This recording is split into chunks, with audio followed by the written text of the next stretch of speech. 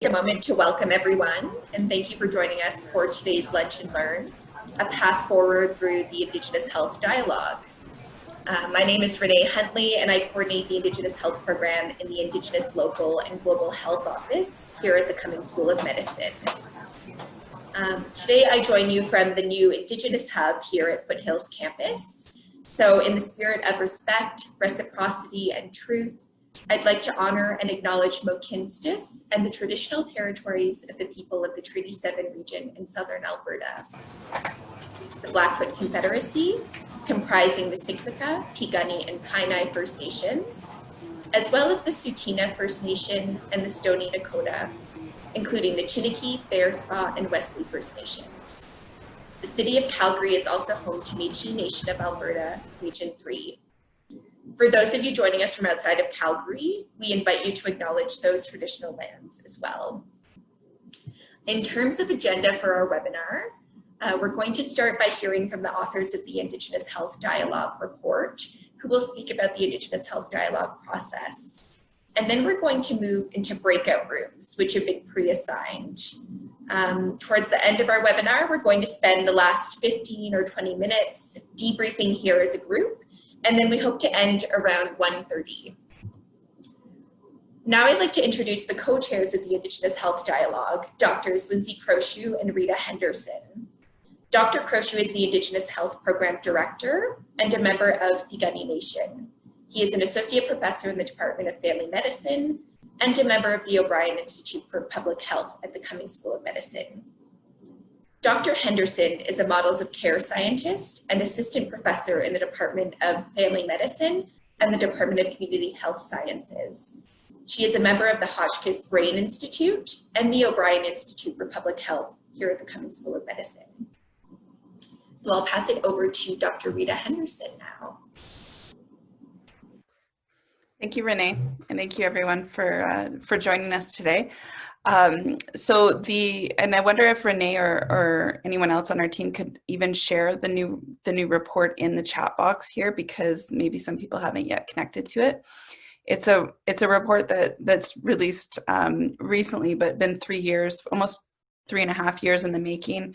A process that we started about a year after the release of the Truth and Reconciliation Commission final report and 94 calls to action. And what we'll do just in the first part of the session today is talk about what we did as a group of people that didn't really have a mandate to address the TRC, but felt that it was important and essential for our institution to contextualize to Southern Alberta, to the communities that we could work with or we should be serving better, and connecting to, as well as like an internal exploration for ourselves. I think what's really important at the outset to emphasize is that that in this title, it contains it. The Indigenous Health Dialogue is really a dialogue. It's a process. It's not, we're not offering a menu or a sample of what is others are going to do that you can support and get on board with. Our approach is really about relationality, connecting to one another, really affirming principles of all of our own capacity and agency to mobilize what is asked of all of Canadian society in the TRC calls to action. And so the spirit that we come to this today is in really trying to stand with you as you activate and explore what you can do in your own parts of the Cumming School of Medicine to walk this path with us. And so that's why at around the 20-minute mark, we want to break into smaller groups, be a little facilitated in talking through what things might mean in your context, keeping in mind that this is the first among a number of a series that we're going to do of these types of explorations. And then we'll come back and do a little debrief and be able to pull stuff together and hopefully share and just continue this ongoing exploration together. Because it's not easily achieved. These calls to action, as you'll see, are not easily achieved by just assigning one or two people to take care of everything. So we'll start by, I'll ask our IHD, Indigenous Health Dialogue chair.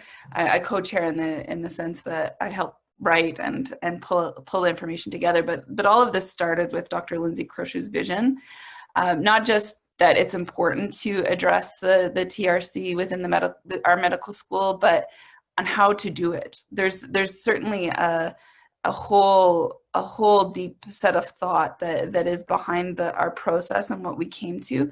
And so I'll just have a bit of a conversation for all of you with Dr. Croshue about some of these aspects to reveal to you some of the rationale that you can find in the report, but we won't go line by line through the report.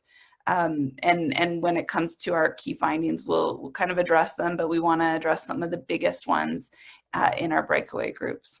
So to start, I'll ask Dr. Croshue, what is the Indigenous Health Dialogue? Where did it come from? How did it emerge? When did it start? What is it for you? Thanks, Rita, and thanks for setting the stage. I really appreciate that I've taken a leadership to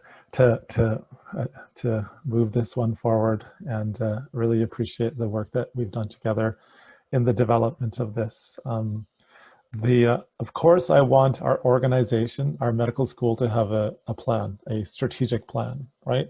With all of the elements of a strategic plan that has goals, outcomes, right? Activities, inputs, outputs, all that stuff, right? And that to be held at a high level in our organization, and that each of the units have the capacity to achieve it, as well as to interpret it based on their vision. I fully see that that's a dynamic that has to be fostered, that individuals as well as institutionally, various components of our medical school need to build capacity in order to achieve that. And in that exploration, I'm hoping, and I see that activation of us to generate movement is really the way it's done, right? Because like if it's completely top down with no resources, no capacity, nothing gets done, right? But at the same time, if it's if leadership and higher upper levels of our institution aren't on board with this, nothing moves forward either. So I was attempting to link into a dynamic of activation, of getting all of us to say, hey, this is something that we probably should be doing. Here's a frame to be able to help us. Let's interpret that together. So a dialogue is a very collaborative way of moving things forward. I felt that over the years that as I've made relationship with various parts of our institution, having a chance to explore, share what I know, make some inroads as to what that unit does, and they start making the changes themselves. So how do we tap into that dynamic? So I wanted to connect to a process, and I wanted to connect to a big overarching sort of directive that places us in a position to make some change. And that for us and for me was the Truth and Reconciliation. This came about from many years of feeling that the focus of the Indigenous Health Program in the undergrad medical education portfolio was really important, but it didn't have the cross-unit, across our institutions sort of mobility. So we were doing great things and have done great things with small resources, but what does it mean for PGME, Department of Medicine, Family Medicine, any of the institutes? What does it mean for upper leadership? When one of our mandates was to build capacity of our entire school to like move and be advocates for Indigenous health, we weren't positioned in a space to be able to facilitate that. So when Community Engagement Office opened, Jennifer Hatfield wanted to explore that specific mandate, and we struggled, and then the Truth and Reconciliation was released, and I thought that was an important, really important directive for us to start realizing, how do we as a school start becoming a safe place that can help, that's active, that finds many opportunities, that doesn't wait on one thing or another, but is inspired to make some shifts, and while at the same time create that broader organizational plan that then links us together. So that's where it comes from, as some opportunities and a lot of a lot of time mulling it over because just that's been my time here in the school. Thanks, Lindsay. So one of the things that that the TRC brings up, a question that it brings up is why the TRC and why not RCAP or UNDRIP or other sort of external directives? What do you connect with? And could you maybe speak about external directives for medicine more broadly and how they might influence medicine? Sure thing. So things have a shelf life, right? And RCAP was something that I engaged in the early 2000s as, you know, a few years after it was released, and how the nation engaged with it. I would look to all of the writing. I would look to, at the time, social media, which was the Dead Dog Cafe and Thomas King's sort of exploration of that as a means to raise Canadian society's awareness of this, and it was sophisticated. And over the course of time, I realized we've had this this conversation again with a few other health reports from the early 2000s onwards, and it becomes a conversation that if we don't organize ourselves to go deep into it, we actually don't have a dialogue. So this was an opportunity to say, hey, let's really look at this, because currently it's happening now, but it also reflects the voices of Indigenous peoples from across Canada with a very comprehensive, inclusive way to hear stories, and from a narrative Indigenous tradition of storytelling, and then shifting and changing as a result of those stories. I think we needed to respect it, and in order to do that, we had to do a really rigorous exploration and interconnection, and then facilitate that throughout our medical school. So that's where it comes from, and that's why I think as a directive it's important. The United Nations Declaration, I think, offers some key concepts for us. I would say the Truth and Reconciliation has a limited set of concepts that allow us to go in there, because if it's like 150, or if, you know, if it's a huge set of things that we have to like think through, it's quite hard for us individually or as an institution to find our path within it. The Truth and Reconciliation offered a series of similar lenses that I saw the other institutions that they were asking change from. I saw they were asking it from a series of lenses, but that still needed an interpretive process. But because it contained it, it was feasible, but it's still connected to the broadness of it. And so that resonated with me. Where does this come from? I was inspired because we shifted as a medical institution like over the course of the 1900s with the Flexner report, right? We are currently what we are today because of an external directive by Flexner that says, you know, you guys have to move from your archaic model of medical training to something that's scientifically bound, that's connected, that is more rigorous than you are now. And that was that report as a directive facilitated change in North America. And so our current model of medical education is based on an external directive. And it was advocated, it was fostered, and we moved forward. And I saw in that, which is kind of core to what we do now, I saw opportunity in grounding us in directives, specifically Truth and Reconciliation, plus all of the others, to help us to see where we're at, to understand what we could be doing and where we should be going. And that's a process. And rather than just saying, do this, I wanted this to be a process as well that we make sense of. In the end, like I say, we got to have a strategic plan, right? Which created this dialogue. The report sort of hints at and sort of points to a strategic plan that we can adapt, but there's still the need for us to engage with it to activate ourselves. Thanks.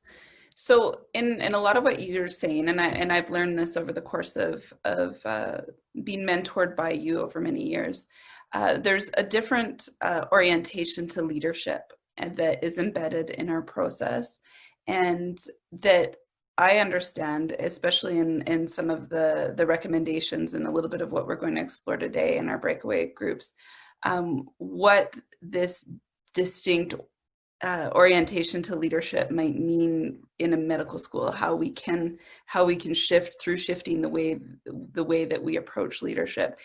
I'm going to share a link to an article, a commentary actually, that we co-authored in the chat box for anybody interested. But I wonder if you can quickly speak to that, Lindsay, about it's in the journal Medical Education, but just about that, an idea of leadership within our institution that you're encouraging through your approach. I've had the privilege of speaking and thinking about this with my community and a whole host of philosophers, sort of theoreticists, sort of traditional people that see this at a very sort of very clear, principled, high-level degrees of ethos, but also very flexible in terms of understanding the nature of, from another lens, we're really talking about the nature of power and position, all those things within social sciences that are key to I think the way that we need to understand our institution and understand our relationships with each other. But in the context of colonization and that power dynamic that has ensued, what does it mean, and what are our expectations? What's our default mode that we don't even notice, that's blind to us, right? In working with Indigenous people or about Indigenous people, all those things are parts of this relationship and part of leadership that we have to think about. In my work within the healthcare system, I needed to think through that in terms of having great relationships on reserve, in which the model of care does not include physicians, but as a physician walking into that model, I had to be super clear of power and position and my role and relationships with other allied healthcare professionals, and my position as an Indigenous man, as a Blackfoot man within the context of females within. So I needed within the organization. So I think that as an institution, I just wanted us to be aware of the complexities of who we are and what we bring to the table, and not just presume power and relationship are currently. So I wanted to help us to understand that, and also know that in the context of Indigenous peoples and colonization, there is a push against this perceived power, so that we have to come to it from a very humble point of view, in which there's a distributed sort of leadership role that everybody gets a chance to work through and have a role in being that lead and sharing. In my clinic, I would always sort of advocated for our staff to take chair roles regularly within the meetings that we would have to make sense of our clinic, and that helped all of us to gain some skills around making sense of this. And I also worked really hard to make sure that I respect relationships at various levels of the organization, and then I worked hard to have a whole host of horizontal relationships amongst a very hierarchical organization that then helped to actualize things, so that we had a good interface. It was really networking and recognizing that the networks and the strengths of those networks and how we respect those networks really was the operating factor that helped us move. I would say those are the same things that I was seeing and the things that seem to be helping us as a medical school to move, is the cohesion of our relationships and fully addressing power dynamics and being fully aware of how to address them when it becomes a problem, and having collaborative leadership, so that we have an approach that then sort of reflects an Indigenous worldview that I think offers great ways for us to move forward, right? So I was just speaking to one of the elders in my community just before this meeting, Reg Croce, when he was talking about Indigenous thinkers, right, and what we bring to the table. And that's what I'm talking about here. There's ways in which we communicate and have a relationship based in Indigenous means that facilitate great outcomes. As there's much of my research that I do with Rita speaks to those things that innovate care, and that's what we bring to the table here in our school. Thanks. So for those of you that haven't seen the report yet, you can turn to the report to find out our process throughout the 3 years that culminated in the report. But the dialogue doesn't end with the report. It just is a moment in time. And I think what you're signaling to right now is the part of what you're signaling to is, and I'll just characterize it. It's quickly as I can, but it's in the report that you looked around laterally, you looked for people at different levels of our institution and that were just also interested in addressing the TRC. And we sat around over, once a week for two hours for several weeks, and we talked through every day that we sat down a different call to action from the TRC. And so this is directly grounded in the TRC as we tried to figure how, in different aspects of our institution, the calls 18 to 24 could have some life, or could have some context that we might not otherwise grasp if we don't deeply think about it. I won't go into too much detail because it's methodological stuff that's in the report.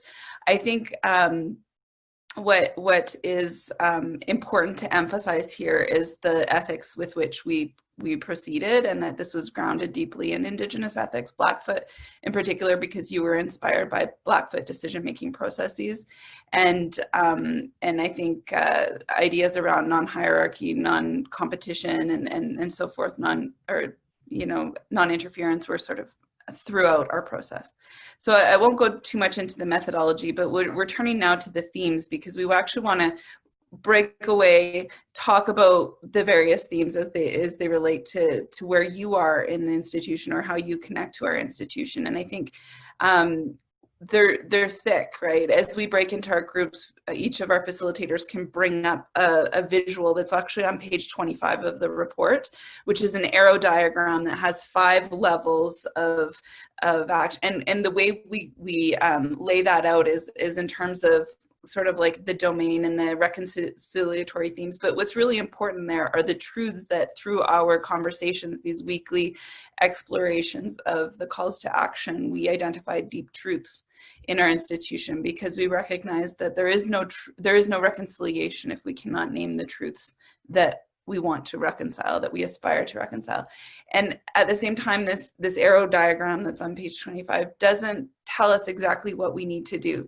So what are these conversations on Zoom right now are about is trying to look at this type of diagram, the information that's embedded in these findings, these themes, and for you to connect it to what you do, or where's your scope of influence. And because there's certainly the possibility to rethink how we relate to one another in order to help you think about that more deeply and more critically, and maybe do something better. And so that's what we want to be able to talk about in the conversation today. But the arrangement or the structure of those 5 kind of rows that you can initially see are really 2 large global sort of concepts, one around Indigenous health as its own discipline, and another around the greater inclusion of Indigenous people in our institution. Then there's some in education, some in research, and some in service innovation. Now, today, we're going to focus heavily on the first recommendation, and I'm just going to talk through it really quickly so that we can leave to our breakaway groups. Broadly, this idea of Indigenous, of recognizing and supporting Indigenous health as its own discipline isn't just like a call for a new department in Indigenous health.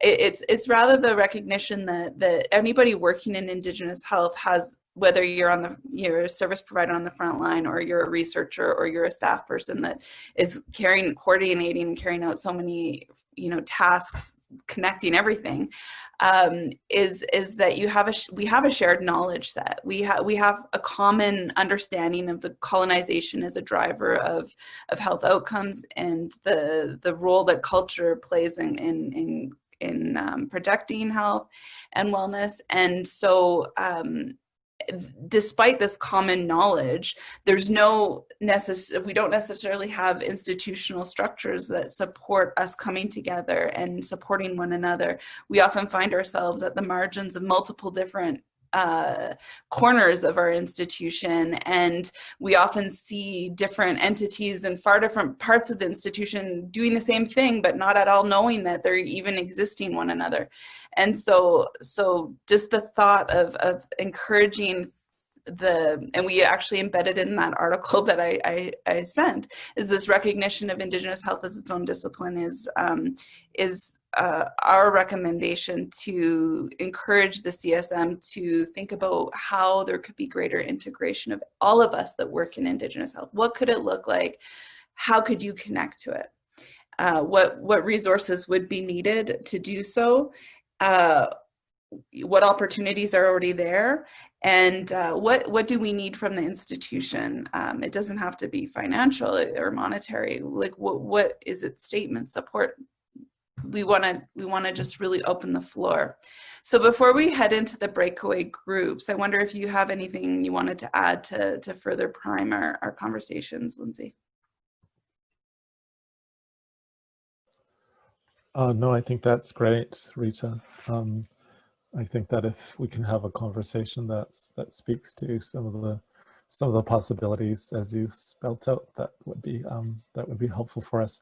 I guess the intention is I don't think we're trying to just draw more knowledge from you, and just, this is a conversation of activation, right? And we'll keep on doing that. But in order to activate, you need a bit more, you need some more connection to these concepts. So that's part of our job today, is to connect and to continue on this conversation. Great. So we'll take about we'll take about 15-20 minutes in our breakaway groups, and then we'll come back and share what each group shared, and with that intention, we'll create a brief to share with you all to just keep conversations going. And you've been pre-assigned groups, so I believe one of the organizers is going to drop us into groups magically. Were those questions, are those concepts written in the chat box, or they just seem quite clear at the moment? I'll type the 3 questions. Thanks. So we have a couple minutes, recognizing that we have 4 minutes and people are going to be dropping off quickly. I wonder if why don't the facilitators quickly share some key thoughts that were shared, and we'll commit to writing some kind of brief that we can share with everybody as well. I think our group wound up focusing heavily on education, but recognizing that it kind of like affects everything else. And we heard the need for multi-pronged approaches that but that are nevertheless like mandated, that having a mandated capacity to do Indigenous health education at all levels of our institution across it helps, and that connects to accreditation, is about external accountabilities, and the higher up we can get those accountabilities or that mandate, the more I guess the more clout we can push. And we also heard about the importance of this, that what is asked here, what's needed, is not just about like an accumulation of knowledge that we need to like share with everybody, but it's really about process. And so the ongoing dialogue is very key. Yeah, I think I'll leave it at that, but I think there's lots of work to do. How about you, Pam? What did you hear? Yeah, thanks. We had a great discussion. We actually touched sort of on all of our main areas within the institution: research, service, teaching. Some great suggestions around feedback and closing feedback. So let's say students have an idea of how to incorporate more Indigenous health within a course or a session. Actually having a system where we can feedback what we've done to continue iterative improvements on that. Good feedback about the clarity of the report in general, and some of the guidance in the tables, and having action points and what's currently being done, and maybe if there was some kind of update system where everyone can kind of see, what actions are being done and where are we making some progress. And then some discussion around obviously around capacity. How do we build capacity so that we have more people who can ethically engage in the work? And then clarity of sort of role and process, and where do different offices overlap? If we want to make inroads in different areas, or engage community, or have practical applied experience, then where do those systems lay, and where do those structures lay? And I think there was just some communication pieces there around where to take different suggestions or initiatives. Great, thanks. Those are great ideas. Lindsay, Dr. Bush. Hey there. Thanks, Rita. Thanks, Pam. My group, we're in a mode of exploring a bit more deeply as to these concepts, and I was asking them, based on their position in the school, to think about what this might mean, and we started to have a conversation.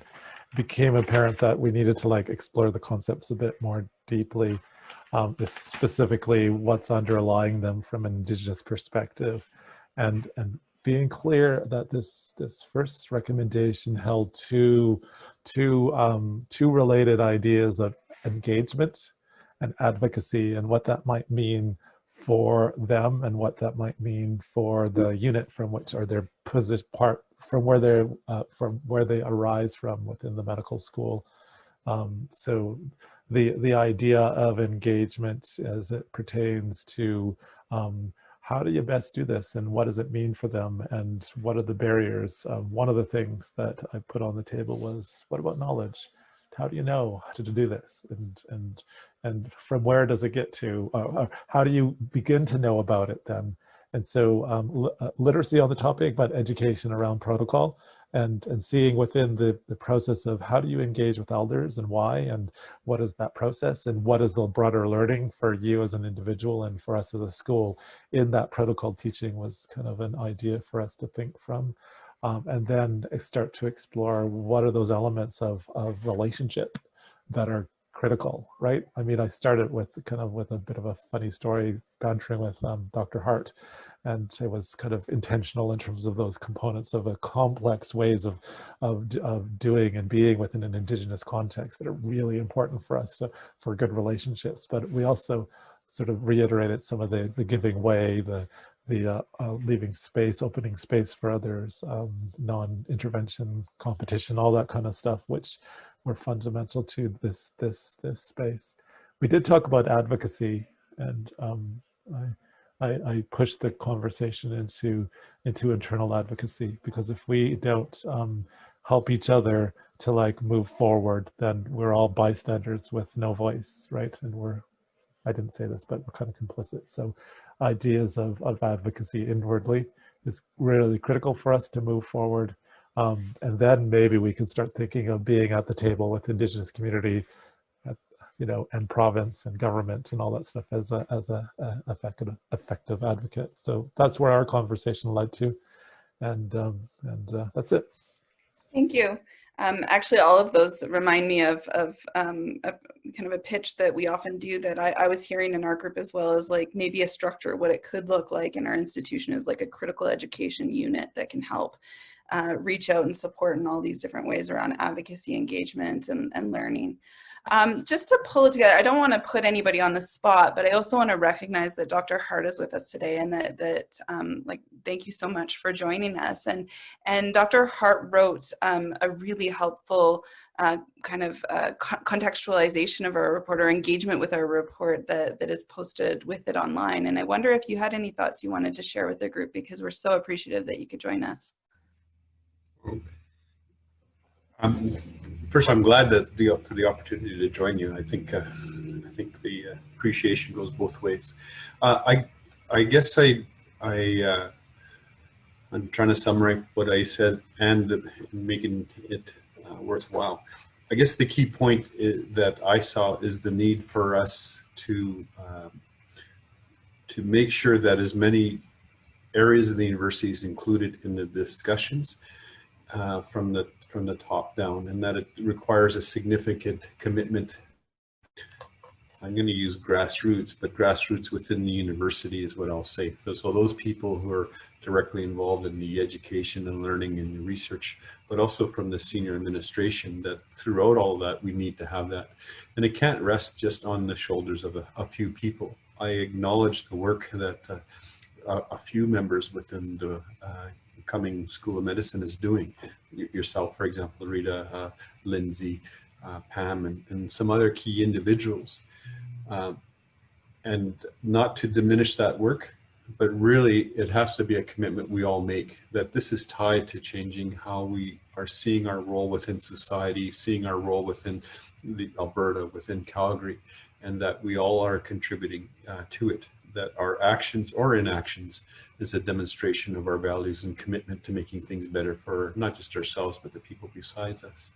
So that means within the university, we need to facilitate a process where we have more people involved in this dynamic, in the same way that myself as a cisgender male has to be aware of how I'm involved with matters pertaining to gender, sexual orientation, ability, for example, that I have to maintain that as a priority in my life. And so this is something that we all have to get engaged in. And I commend those who have developed this, the dialogue document, the report, and encourage those who haven't been involved to at least read it and to figure out how to become stronger advocates on some of the things being said, or actually on it being said, not just some of the things.